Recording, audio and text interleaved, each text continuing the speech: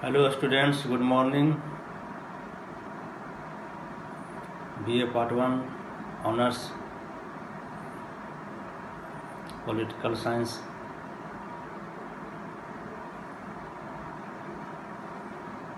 मैं आज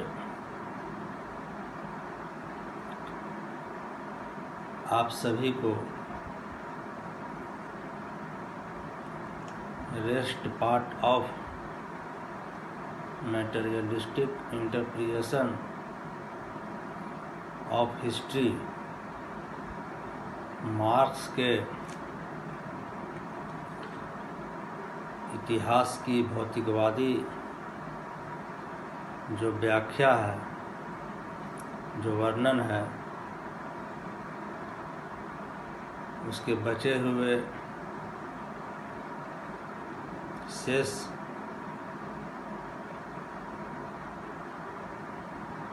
बातें जो है, शेष भाग जो है, उसको बताने का प्रयास करेंगे। पिछले लास्ट क्लास में हमने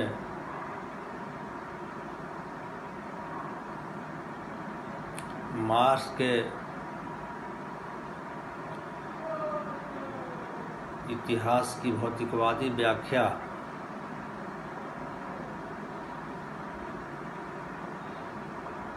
के बारे में चर्चा किए थे।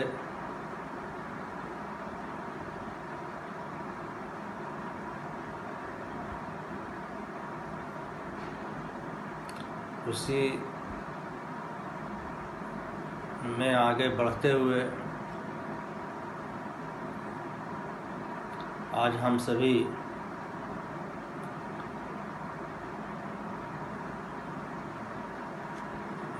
मार्क्स के इतिहास की जो भौतिकवादी व्याख्या है,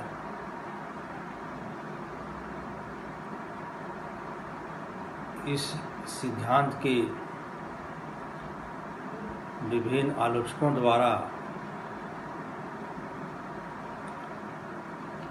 जो आलोचना की गई है,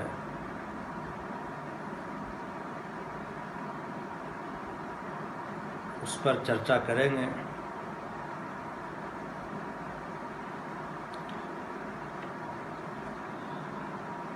मार्क्स द्वारा प्रतिपादित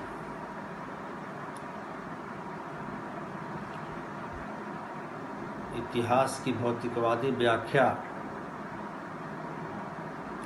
जिसे बहुत सारे विद्वानों ने इतिहास की आर्थिक व्याख्या भी कहा है, इस सिद्धांत को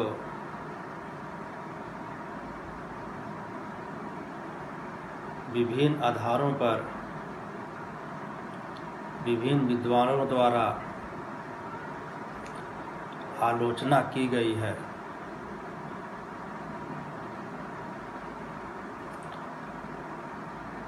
सबसे पहली आलोचना, जो प्रथम आलोचना है, उसको यह कहकर की जाती है कि मार्क्स ने अपने जो इतिहास की भौतिकवादी व्याख्या है, उसमें केवल आर्थिक तत्व पर अधिक बल दिया है, अनावश्यक बल दिया है। आर्थिक तत्व पर जो उन्होंने बल दिया है, वह अधिक आर्थिक तत्व को प्रधानता दिया है और अनावश्यक है। आलोचकों के अनुसार मार्क्स ने समाज के राजनीतिक, सामाजिक और वैधानिक ढांचे में आर्थिक तत्वों को आवश्यकता से अधिक महत्व दिया है। हालांकि यह सत्य है कि वर्तमान समय में आर्थिक तत्व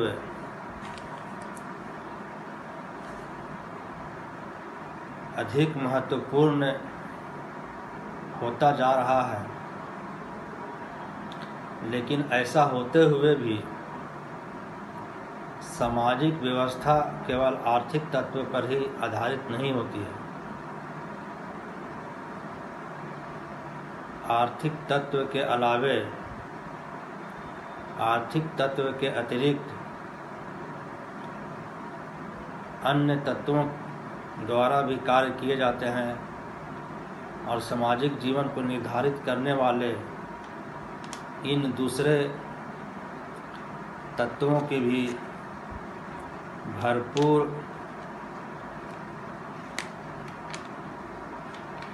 योगदान रहता है।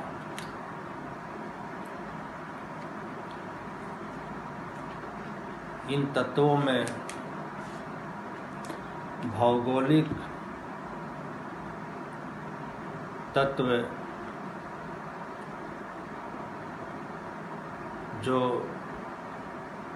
किसी देश की, किसी राज्य की भौगोलिक दिशाएं जो होती है, ज्योग्राफिकल स्ट्रक्चर जो होता है, उसका भी महत्वपूर्ण स्थान रहता है।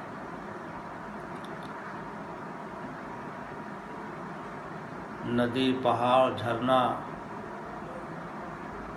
पर्वत, ये सारे समुद्र, ये सारे जो भौगोलिक तत्व हैं, ये भी इतिहास को प्रभावित करते हैं। ये भी इतिहास को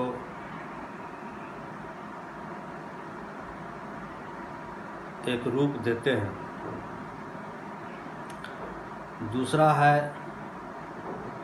दूसरा तत्व जो है सामाजिक वातावरण है।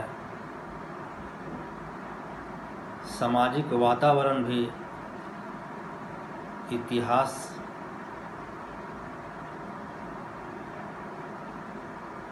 की दशा और दिशा तय करते हैं। मानवीय विचार, ह्यूमन थॉट जो होता है, और अनुभूतियाँ जो उनके एक्सपीरियंस होते हैं, वह भी इतिहास की व्याख्या करते हैं। प्रसिद्ध दार्शनिक रसेल के शब्दों में रसेल कहते हैं कि राजनीतिक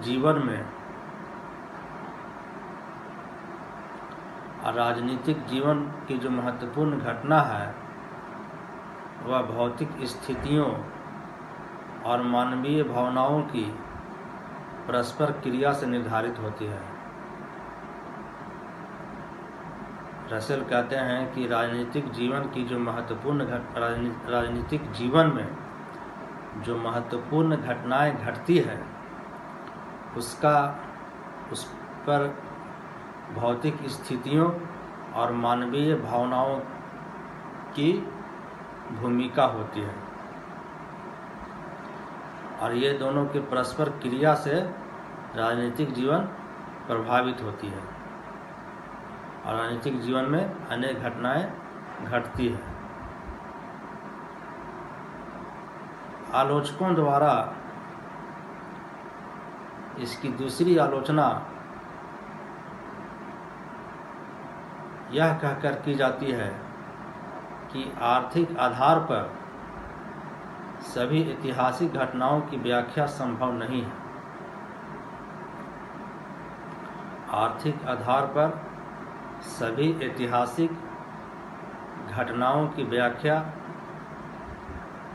पॉसिबल नहीं है, असंभव है। प्रत्येक ऐतिहासिक घटना का आधार आर्थिक तत्व नहीं माना जा सकता, और यह कहना उचित नहीं है कि प्रत्येक ऐतिहासिक संघर्ष उत्पादन तथा वितरण की व्यवस्था का परिणाम होता है। यह कहना सही नहीं है कि इतिहास में जितनी भी घटनाएं घटती है, उसका संबंध उत्पादन और उसके वितरण से होता है। सन 1914 में प्रथम विश्व युद्ध का कारण आर्थिक साम्राज्यवाद अवश्य था। फर्स्ट वर्ल्ड वॉर जो हुआ उसका कारण जो है आर्थिक था, किंतु इसमें राष्ट्रीय विचारों का भी संघर्ष कम महत्वपूर्ण नहीं था। विभिन्न देशों के जो अपने अपने विचार थे, विभिन्न राज्यों के जो अपने अपने विचार थे, वह भी एक महत्वपूर्ण कारण था। क्रिस्टोफर लॉयड के अनुसार इतिहास की आर्थिक व्याख्या रोम के पतन और अभी हुए युद्धों के विस्फोट को नहीं समझ सकती। यह इतनी यांत्रिक है कि मनोवैज्ञानिक आंदोलनों तथा राष्ट्रीयता के विकास को नहीं समझ सकती। यह इतनी भौतिकवादी है कि इससे मस्तिष्क पर आदर्शों के प्रभाव को नहीं समझा जा सकता। यानी जो मार्क्स ने जो इतिहास की व्याख्या आर्थिक आधारों पर की है, उसमें जो मानव के जो आदर्श हैं वह विलुप्त हो जाते हैं, राष्ट्रीयता विलुप्त हो जाती है, मनोवैज्ञानिक आंदोलन विलुप्त हो जाते हैं।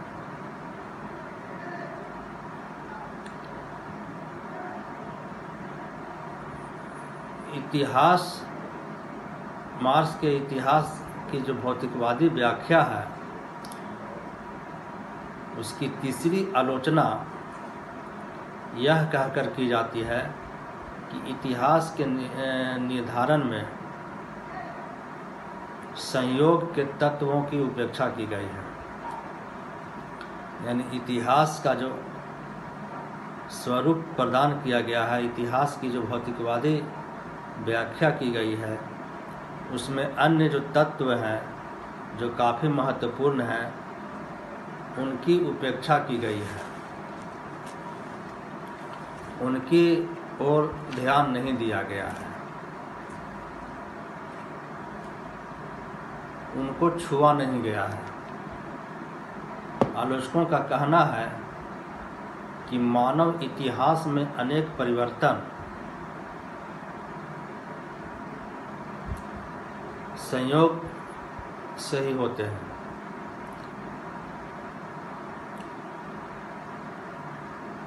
यह संयोग ही था कि न्यूटन ने पेड़ से गिरते सेब को देखा और इसके आधार पर गुरुत्वाकर्षण के महत्वपूर्ण सिद्धांत का विकास किया।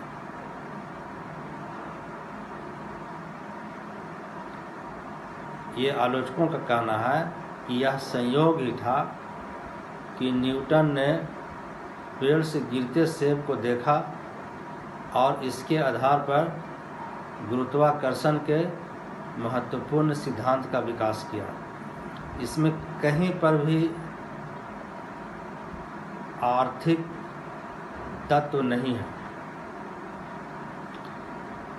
गौतम बुद्ध सड़क पर अचानक बूढ़े, बीमार और मृत व्यक्ति को न देखते तो उन्हें वैराग्य उत्पन्न नहीं होता।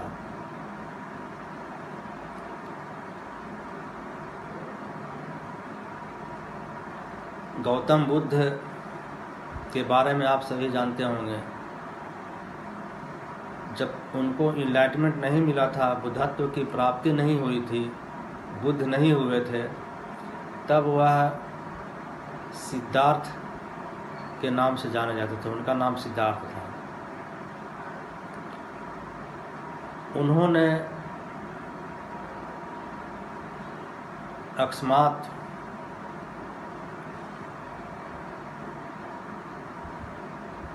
बीमार को देखा, फिर बूढ़े को देखा और फिर मृत व्यक्ति के अर्थी को देखा,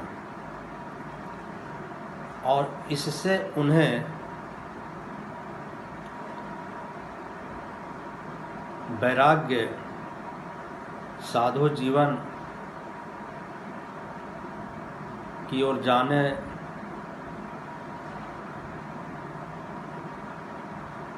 की प्रबल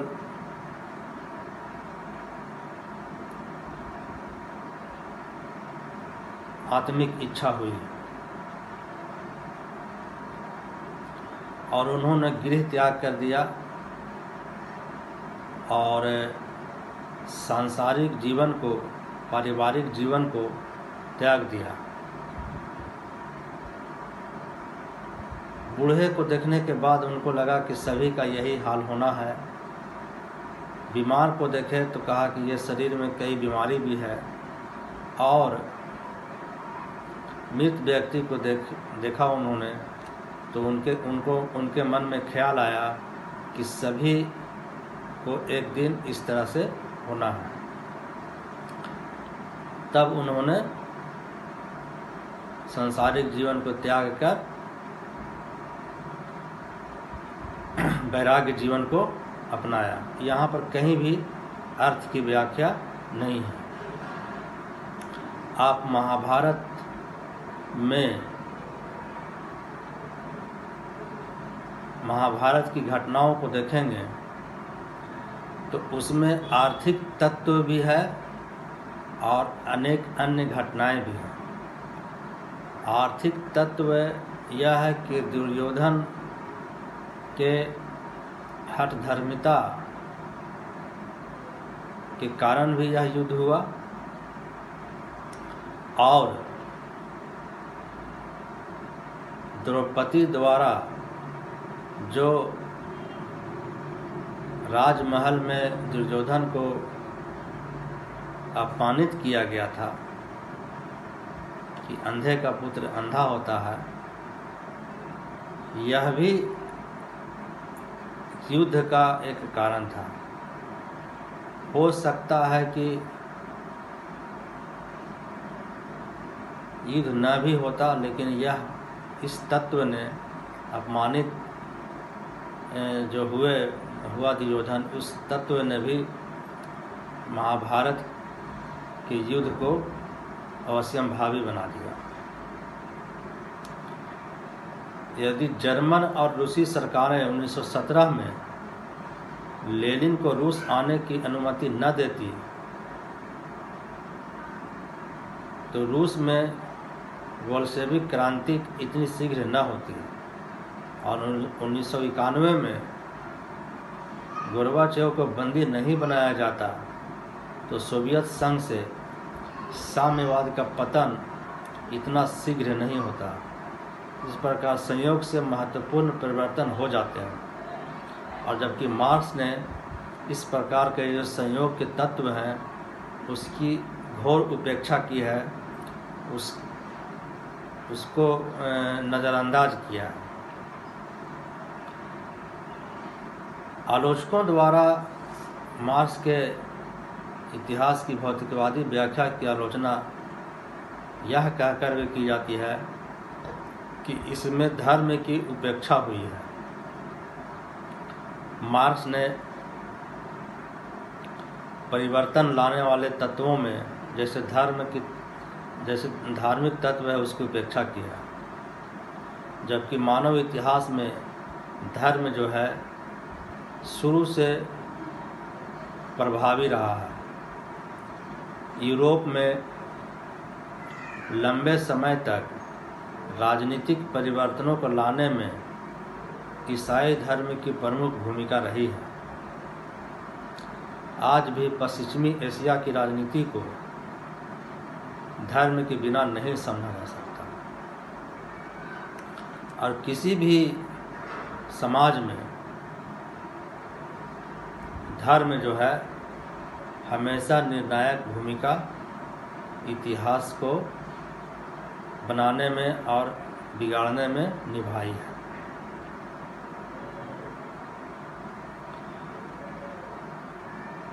मार्क्स के इतिहास की भौतिकवादी व्याख्या की पांचवी जो आलोचना है यह कहकर की जाती है आलोचकों द्वारा कि राजनीतिक सत्ता का एकमात्र आधार आर्थिक सत्ता नहीं। मार्क्स यह मानता है कि आर्थिक कारण ही राजनीतिक सत्ता का मूल है। वस्तुतः सर्वत्र राजनीतिक सत्ता का मूल आर्थिक कारण नहीं होते। नेपोलियन ने फ्रांस की राजनीतिक सत्ता सैनिक सत्ता से प्राप्त की, न कि किसी आर्थिक कारण से। सैनिक शक्ति के कारण उन्होंने वहां अधिकार जमाया। आलोचकों द्वारा इस सिद्धांत की छठी आलोचना यह कहकर की जाती है कि इतिहास की अवैज्ञानिक व्याख्या है। मार्क्स ने इतिहास की वैज्ञानिक और तर्कसंगत व्याख्या नहीं की है। उसने अपने सिद्धांत को प्रमाणों से पुष्ट नहीं किया है, प्रमाणों से प्रमाणित नहीं किया है। उसने इतिहास के वैज्ञानिक तर्कसंगत अनुशीलन से पूर्व ही हेगल की द्वंद्वात्मक प्रक्रिया के आधार पर कल्पना कर ली है। पूंजीवाद अपने विनाश की ओर उन्मुख है। उसने पूर्वाग्रहों से इतिहास का अध्ययन करके उसके नियम ढूंढने का प्रयत्न किया। मार्क्स के इस सिद्धांत की सातवीं आलोचना यह कहकर की जाती है कि मानवीय चेतना और सृजनशीलता की उपेक्षा किया गया है। मानवीय जो चेतना है और मानवों में जो सृजनशीलता होती है, सृजनात्मक कौशल जो होता है, उसकी उपेक्षा की गई है। मार्क्स का कहना है कि जब उत्पादकीय शक्तियाँ में परिवर्तन आते हैं तो उत्पादकीय संबंधों में भी परिवर्तन आ जाते हैं। स्वाभाविक रूप से यह हो सकता है कि उत्पादकीय शक्तियों में परिवर्तन आते हैं। एक प्रकार की उत्पादन प्रणाली बदलकर दूसरे प्रकार की उत्पादन प्रणाली का रूप धारण कर लेती हैं। क्यों? क्या उत्पादकीय शक्तियाँ जीवनमान शक्तियाँ हैं जो सदस्यता के लिए हुए इतिहास का नेतृत्व करती है? मार्क्स का संभवतः उत्तर इतना ही है कि पदार्थ गतिशील तत्व है और गतिशीलता के प्रवाह में भौतिक शक्तियाँ स्वतः परिवर्तित होती हैं। इस व्याख्या को स्वीकार करने का अर्थ यह होगा कि हमें मानवीय बुद्धि, आविष्कार, कौशल और विवेकपूर्ण नियोजन शक्ति का गतिशील पदार्थ के नाम पर परित्याग करना पड़ेगा।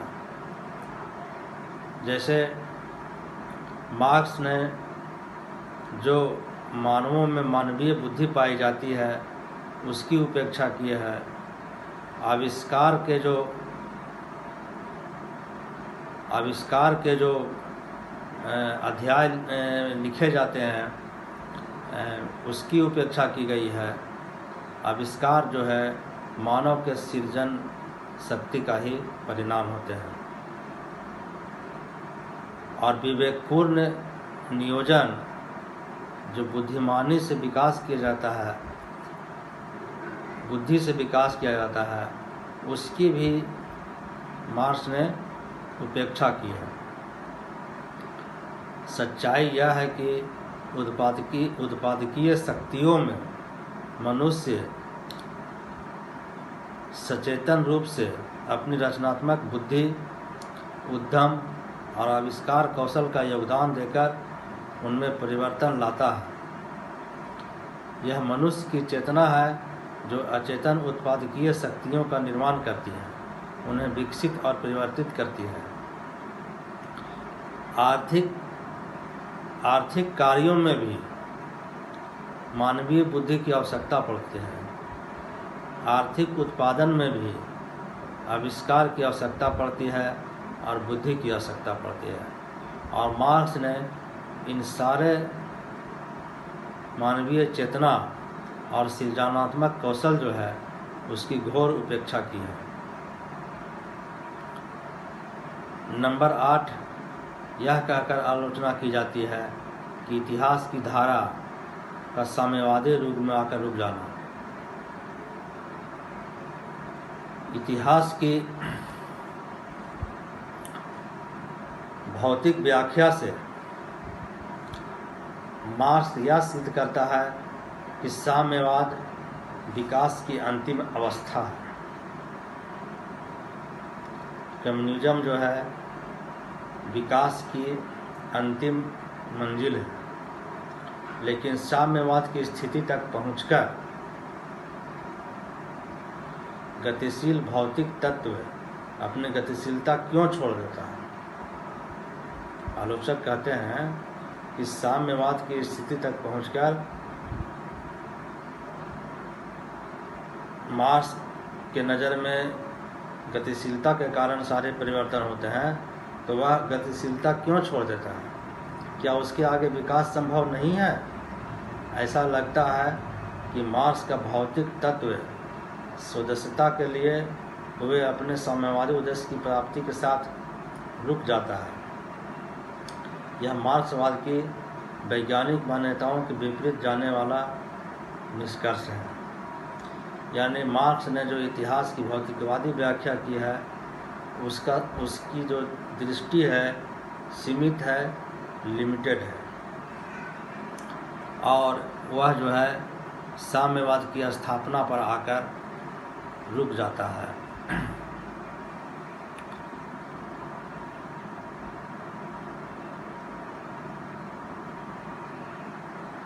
लेकिन मार्क्स के इतिहास की भौतिकवादी व्याख्या का अपना महत्व भी है। मार्क्स द्वारा प्रतिपादित इतिहास की आर्थिक और भौतिकवादी व्याख्या की कितनी ही कमियां निकाल ली जाए, कितनी ही इसमें दोष निकाले जाएं, परंतु यह तो सत्य है कि मार्क्स ने सामाजिक संस्थाओं में आर्थिक कारकों पर बल देकर सामाजिक विज्ञान की महान सेवा की है। इतिहास को बदलने में आर्थिक शक्तियाँ एकमात्र कारण भले ही नहीं रही हैं, परंतु इस बात से इनकार नहीं किया जा सकता कि इतिहास को बदलने में आर्थिक शक्तियों का योग सबसे अधिक है। इसके अतिरिक्त मार्क्स द्वारा इतिहास की भौतिक व्याख्या के कारण अब इतिहास के अध्ययन की पद्धति और दृष्टिकोण विशाल हो गया। यह इस दृष्टि से भी उपयोगी सिद्धांत है क्योंकि यह प्रतिपादित करता है कि आर्थिक परिस्थितियों की उपेक्षा करके इतिहास का वास्तविक या वैज्ञानिक अध्ययन नहीं किया जा सकता। इस सिद्धांत के आलोचकों को एंजलस का यह कथन उपयुक्त उत्तर है कि इतिहास की भौतिकवादी व्याख्या के अनुसार इसमें अंतिम रूप से निर्णायक प्रभाव रखने वाला यंत्र उत्पादन है। मार्क्स ने इससे अधिक कुछ नहीं कहा, किंतु जब कोई इसे विकृत करके यह कहता है कि आर्थिक तंत्र ही एकमात्र तंत्र है, यह कथन निरर्थक हो जाता है।